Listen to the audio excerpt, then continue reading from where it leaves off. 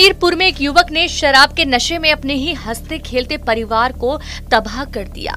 इस युवक ने पहले अपनी ही पत्नी की गला घोंटकर हत्या की और फिर शव में आग लगा दिया। उसके ससुर ने बीच बचाव की कोशिश की तो आरोपी ने उन्हें भी पत्थरों से कुचल डाला। वहीं ससुर की हत्या के बाद आरोपी ने खुद को गोली मार ली।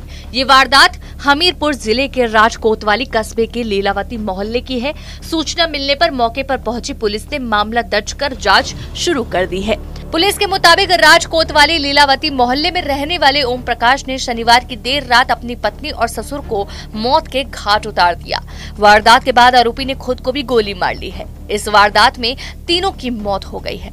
पुलिस के मुताबिक वह अपने तीनों बच्चों को ही मारना चाह रहा था, क्योंकि इस घटना को देखकर बुरी तरह से डर चुके बच्चे उससे चिपटकर रोने लगे तो उसका दिल पसीज गया। इसलिए उसने अपने बच्चों को छोड़कर खुद को गोली मार दी। एसपी दीक्षा शर्मा ने बताया कि ओम प्रकाश शनिवार की देर शाम घर आया था। उसका ससुर नंदकिशोर भी अपनी बेटे के घर पर था। रात को खाने के बाद जब सब लोग सो गए तो ओम प्रकाश ने पहले अपनी पत्नी की गला दबाकर हत्या कर दी। इसके बाद उसकी चारपाई में आग लगाकर जलाने लगा। इसी बीच ससुर की आंख खुली और उसने ओम प्रकाश को रोकने की कोशिश की तो आरोपी ने उनकी भी हत्या कर दी। इसके बाद आरोपी ने तमंचे से खुद को गोली मारी है। आज सुबह करीबन 3 से 4 के बीच पीआरबी को थाना राट क्षेत्र में सूचना प्राप्त हुई थी कि एक ओम प्रकाश नामक व्यक्ति ने अपनी पत्नी अनुसुईया को जला दिया है और अपने ससुर नंदकिशोर की भी हत्या कर दी है। उसके बाद खुद को तमंचे से फायर करके आत्महत्या कर ली गई है। इस जानकारी के प्राप्त होते ही तत्काल थाने की पुलिस द्वारा मौके पर पहुंचा गया। सारे उच्च अधिकारी मौके पर आए।